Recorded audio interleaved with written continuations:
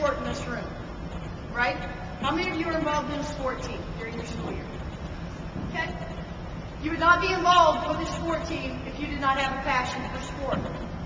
Obviously, because you're here, you have a passion for Jesus Christ. That's what we have in common. Okay?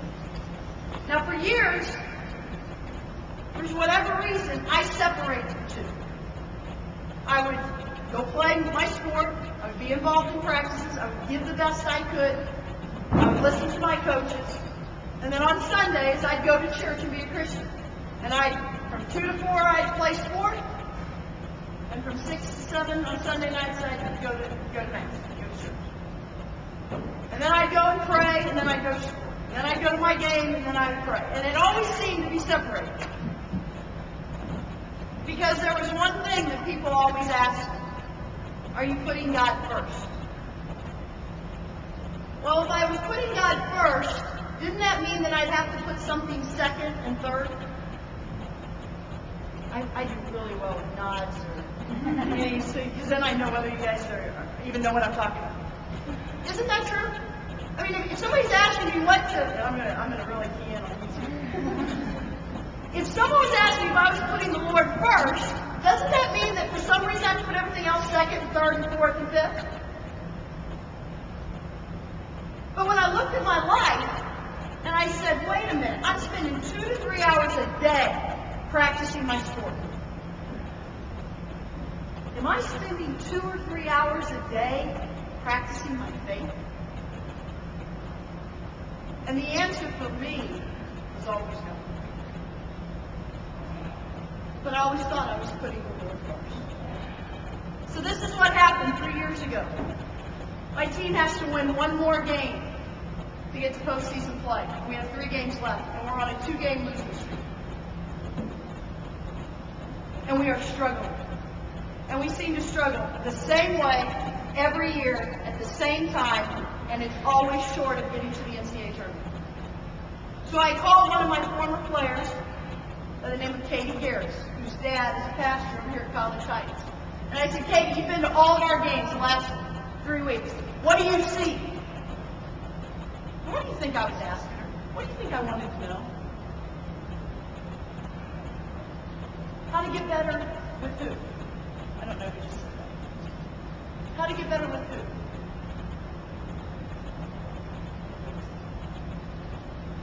Speak up. Oh, you are? I'm sorry. Why? She met Christ, but do you think that's what I called her to ask her about? What did I want to know? About who? My team. I said, well, you've been to my games. What do you see? What do you know? Hey, coach, they're not playing good defense. They're not blocking out. They're not doing this. They're not doing that. And it was a Sunday night. It was raining. She said, Coach, let me ask you a question before I answer that. Are you putting Christ first? How do you think I took that? I will tell you I wasn't happy. And before even thinking about it, I said, of course I'm putting Christ first. Now, tell me about my team. What do you see? And I alluded the conversation.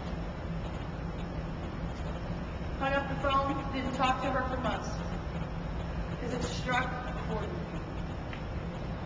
That my actions, the way I was living my life, that it wasn't obvious to her that I was putting God first.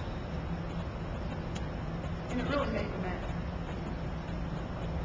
So after about 6 weeks, I went to my priest, who I never met before, and had lunch. And I said, Father Jay, I've got one question for you, and that's all I have in mind for this luncheon. My faith was questioned when asked if I was putting the Lord first. How do you do that? And he said, well, you have one big problem. You're trying to separate the two. You're trying to separate the Lord, and you're following Christ and athletics. And it's one and the same. And the reason you're struggling is because you are separating it. And when you figure out that it's all encompassing, you're going to get it, and you're going to live a much more productive life. 30 some odd years old before I got that.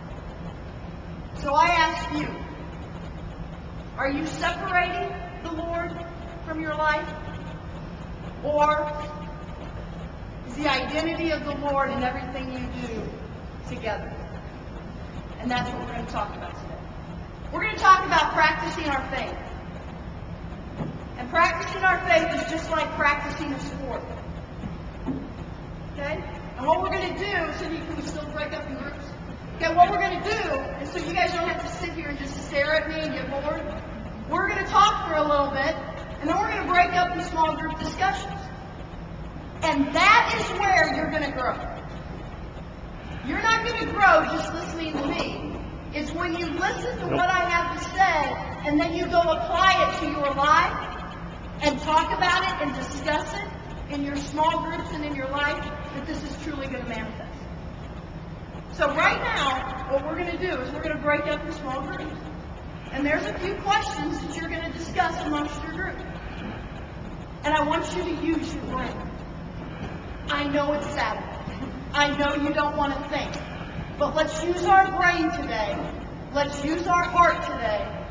And let's walk out of here a little bit better. We're going to do that for about 5 minutes. So the discussion needs to be quick. And then we're going to come right back. And we're going to discuss the next component.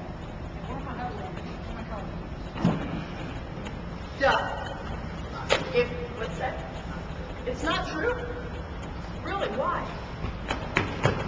You just can't tell me that. You have to tell me why you don't think that's true.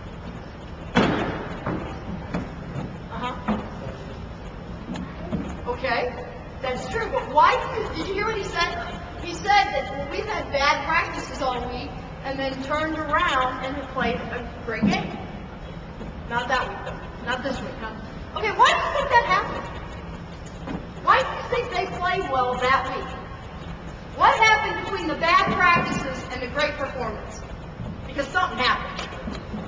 The coaches were yelling, okay? They got motivated! The bad practices motivated them to play well. Okay? Don't put that on Facebook. Put that on the internet. Okay? But if you have bad practices and nothing motivates you and you don't care, you're never going to have a good game. Okay?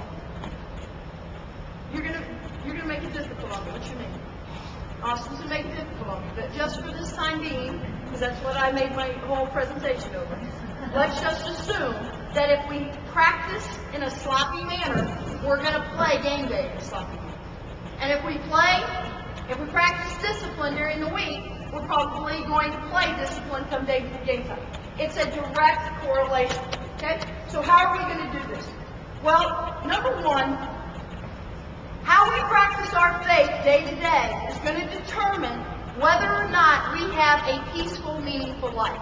Have you ever been in a relationship that you're like, man, it's just a struggle? Okay, a lot of people not. And maybe it's just a friendship. And it just doesn't seem to be clicking. But you want it to work, and girls, we're the worst at it. We want to hold on to that guy, but he ain't that interested. And you know what? It's not easy. But we try to force it. Do you know what that means? It means we're trying as humans to control things.